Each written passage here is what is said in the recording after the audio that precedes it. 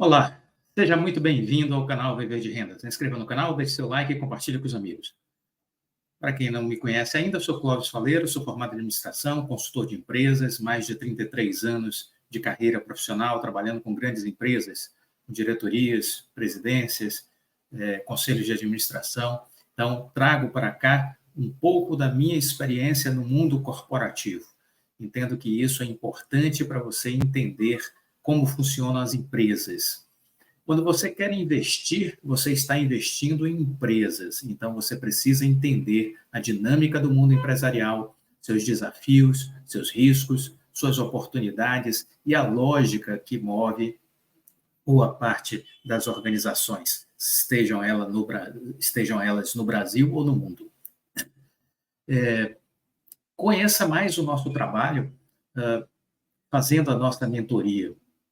É uma forma de, semanalmente, nós estarmos juntos, conversando sobre temas diversos relacionados à economia e ao mundo dos investimentos.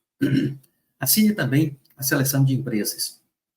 A seleção de empresas vai lhe permitir, acompanhar nossos estudos mensalmente.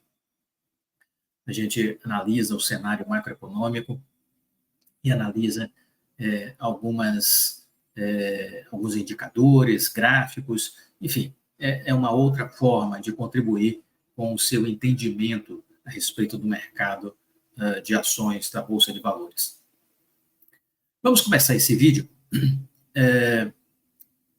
falando um pouco sobre a Vale. A Vale, ela está vivendo, vamos dizer assim, o seu inferno astral, né? Quais são os nós, quais são os desafios que a Vale tem? O primeiro deles, a sucessão. Roberto Bartolomeu tem um mandato enquanto CEO da Vale até o final aí do mês de maio, mais ou menos. Estamos próximos desse período se encerrar. A empresa precisa fazer alguma coisa. Precisa ou reconduzi-lo como CEO, ou a empresa precisa abrir um período de seleção. E aí as normas da Vale falam em contratar uma empresa de headhunter internacional e essa empresa vai ouvir o conselho, vai ouvir a diretoria e vai buscar no mercado 3 profissionais. Um deles pode ser, inclusive, o Roberto Bartolomeu a ser indicado, mais 2 profissionais. O tempo está se esgotando. Pegou muito mal a tentativa do governo federal, com uma cabeça ainda do século XIX, século XX, jurássica, de cabeça de dinossauro, querer intervir numa empresa privada, indicar a aberração do nome do Guido Mantega. Um desastre como ministro da Fazenda e presidente do Banco Central, um desastre. Não faria jamais o menor sentido, né?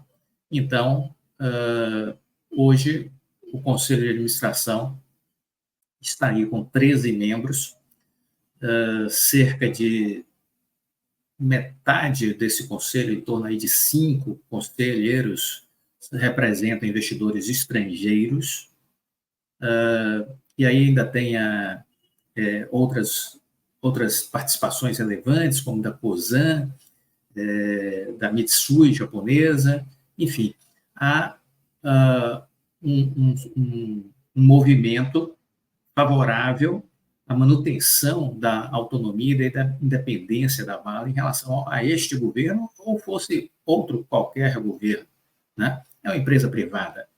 É uma estupidez se achar razoável que o governo possa interferir na nomeação de um presidente de uma empresa privada ou de uma diretoria de uma empresa privada.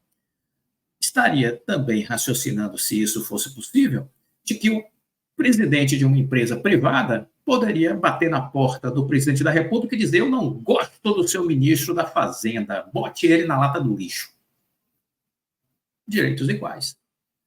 Se o governo acha que pode fazer isso, por que o grande empresariado não pode também se reunir na Federação das Indústrias, na Fiesp, na Fierj, né, na CNI, e, de repente, bater na porta do governo, olha, põe para fora daqui o ministro da Economia, o ministro da Saúde, o ministro do Planejamento, nós vamos indicar agora os ministros.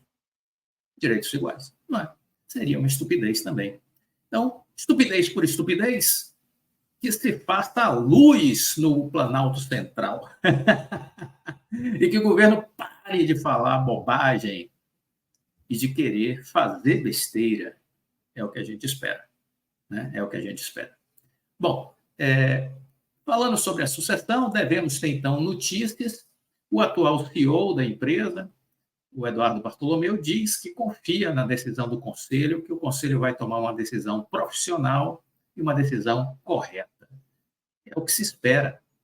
Inclusive, os representantes dos investidores estrangeiros, que ocupam 5 assentos no Conselho da Vale, já disseram que, se assim não fosse, estariam entrando contra a Vale nos órgãos reguladores americanos. Né? Então, espera-se bom senso, que o governo federal recolha-se a sua total e absoluta insignificância no que diz respeito a este assunto, reconheça sua total e absoluta insignificância em relação a este assunto. Não pode, presidente Lula, se meter nisso. Não pode. Seu tempo de sindicato acabou. Não vai voltar mais. Não vai voltar mais. Então, pare, pelo amor de Deus, de bancar o bobão na internet, na mídia, né? Veja que sua popularidade caiu, agora recentes pesquisas, né? Excesso de bobagem. Está na hora de rever e ouvir. Escuta o Geraldo Alckmin, escuta a Simone Tebet, acho que poderão ser vozes lúcidas a lhe aconselhar. Agora, ouça os conselhos e pratique o que foi orientado. Porque dizem que o senhor não gosta de praticar coisas que lhe contrariam. Pelo amor de Deus, sandália da humildade. O governo, o presidente Lula, precisa entender que ele foi eleito não porque é a pessoa mais simpática e querida do Brasil. Foi eleito porque o outro candidato era mais antipático. Por isso que ele foi eleito. Porque o outro candidato, né, era mais antipático ainda. Por isso ele foi eleito. Mas o capital político, né, pela última pesquisa, luz amarela acendendo. Isso significa que o Bolsonaro pode voltar a ser presidente do Brasil? Não trabalho com essa possibilidade. Mas é possível ter um candidato que possa bater de frente com Lula, sendo um bom gestor? Acho que sim. Apoiado, inclusive, pelo ex-presidente Bolsonaro. Né? Mas, enfim, vamos deixar esse assunto, que aqui a gente não quer discutir política. Voltando à Vale, é importante que esse processo seja concluído, que a Vale possa encerrar esse processo sucessório. Outros nós que a Vale possui. Nós temos aí nós regulatórios, problemas regulatórios,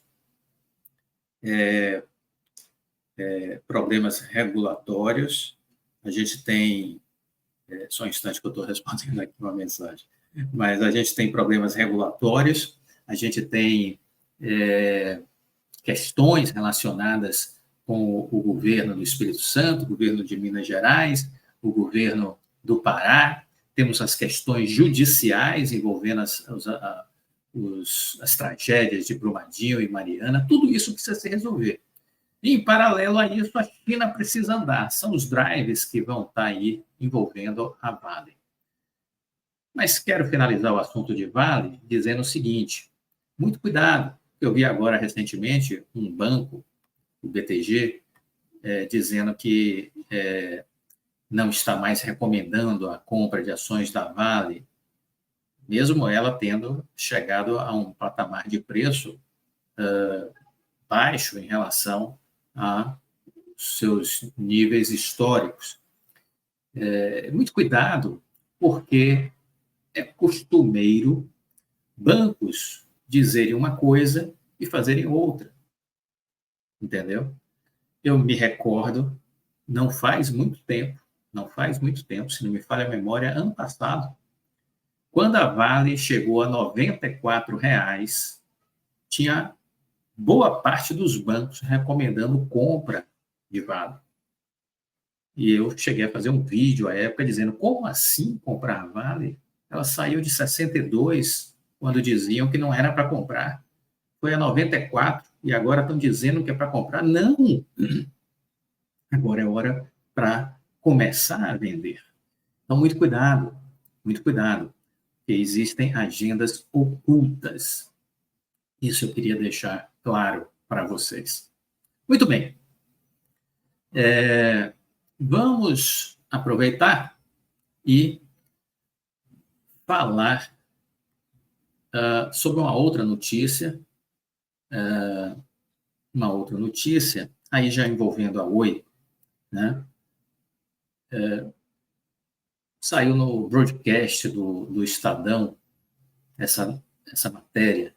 Por que o mercado teme Nelson Tanuri? E aí escreveram isso partindo do pressuposto de que isso é uma verdade, e não é. Por que o mercado temeria Nelson Tanuri na Oi? Existe uma evidência concreta para não se querer Nelson Tanuri, que é um bilionário, em alguma empresa? Olha, eu estou muito feliz em ele fazer parte da PRIO. Não tenho nada contra Nelson Tanuri. Por que o mercado teria alguma coisa contra Nelson Tanuri? Eu acho que o mercado não é reativo à figura do Nelson Tanuri. E aí disseram que, a partir do momento que o mercado soube que ele estava com o fundo de investimento comprando ações da Oi, aí as ações caíram 16%. Olha, desculpa, não tem nada a ver. No meu entendimento, não tem nada a ver. Né? As ações estavam subindo porque ele estava comprando através do fundo de investimento, se de fato ele está por trás do fundo de investimento que estava comprando. Né? Mas, por outro lado, os aluguéis de ações também estavam subindo, isso chamou minha atenção. Ou seja, quem estava comprando também estava fazendo um seguro para uma eventual queda. E o que ele quer na Oi? Eu não sei. Aí tem que perguntar a ele. Mas o fato é que eu não acredito nessa presunção de que o mercado não quer o Nelson Tanuri na empresa X, Y ou Z.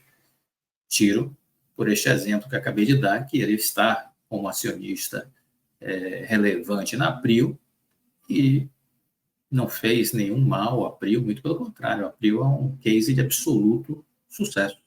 Né? Então, não vejo como uma ameaça a nenhuma empresa a figura do Nelson Tanuri. O que eu sei é que ele foi contra este plano do Rodrigo Abreu de reestruturação da Oi, que foi apresentado em 2019. A priori, achamos que ele queria apenas liquidar a Oi, porque ele fazia parte, era acionista relevante da Oi naquela época. Depois ele vendeu a sua participação. Tem agora a Liga, que é uma empresa de fibra ótica, e pode ser, inclusive, através de sua empresa Liga, comprador da Oi Fibra. Pode ser comprador da Oi Fibra. Né? Aquele plano do Rodrigo Abreu nos parecia muito bom. Compramos a ideia do Rodrigo Abreu de 2020 a 2022.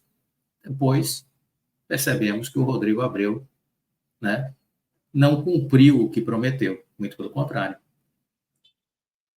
O Tanuri já desconfiava disso, que o Abreu não entregaria o que estava prometendo? Não sabemos, né? Só quem tem trânsito com ele para conversar. Se você tiver, depois nos diga alguma coisa. Mas, de toda sorte, o que eu queria dizer é que eu não acredito nessa ideia de que o mercado tem algo contra o Nelson Tanuri, né? Eu, pelo menos como acionista de PRIO, não tenho absolutamente nada contra ele, muito pelo contrário, certo? Que fique claro isso. Bom, eu tenho dito na minha mentoria que esse ano é um ano de retomada de investimentos, A gente está vendo isso para onde olha. As empresas estão investindo novamente, estão anunciando investimentos relevantes, na casa das dezenas de bilhões de reais. Quase todo dia tem um anúncio de fusão, aquisição ou leilões de infraestrutura, movimentos de fundos de private equity, né, movimentos de empresas investindo no Brasil. Então, eu não estou, de novo, ao lado dos pessimistas. Eu estou do lado dos otimistas, acreditando que a nossa economia seguirá andando para frente e não de lado, né? Não estou com os hards, e acredito em dias melhores ao longo de 2024. A Vale, por exemplo, falamos dela, ela acabou de anunciar que vai fazer investimentos de R$1 bilhão num porto em São Luís, que pertence à Cosan, né? Que hoje é acionista relevante da Vale. A Vale está ultimando as tratativas para adquirir uma participação no terminal do Porto de São Luís, no Maranhão. Ela vai investir R$1 bilhão, né? Hoje o projeto pertence à Cosan. Ela rematou esse negócio em 2021 por mais de R$800 milhões e buscava um sócio para viabilizá-lo, né? Esse terminal está a cerca de 6 quilômetros da estrada de ferro Carajás, portanto, a Vale vê ele como estratégico e pretende movimentar pelo porto 100 milhões de toneladas ou mais de minério de ferro por ano, né?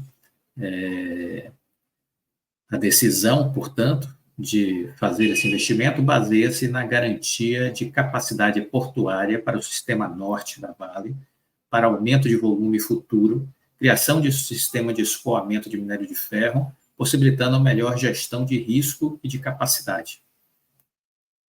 A empresa também anunciou que vai desembolsar cerca de R$30 milhões com obras sociais na região. Então, está aí. Movimento que já foi anunciado aí pela Vale, certo? Movimento que já foi anunciado pela Vale. Tivemos dia 5, a Assembleia Geral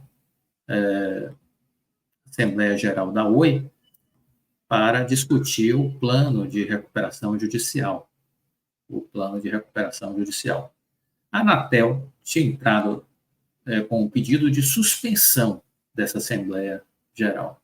Pedido de suspensão.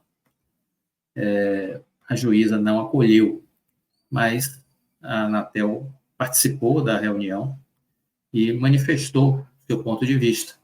E a sugestão da Anatel era que fosse adiada a Assembleia para 25 de março. Com esta suspensão, aqui o nosso queridíssimo Rodrigo Abreu, está vendo? Representando os interesses dos acionistas minoritários, ou não? O que é que você acha que o Rodrigo Abreu está aqui representando, né?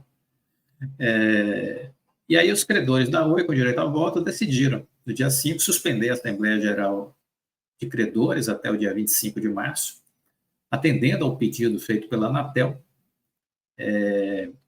88,5% dos credores presentes votaram a favor do adiamento, enquanto apenas 11,5% foram contra, né?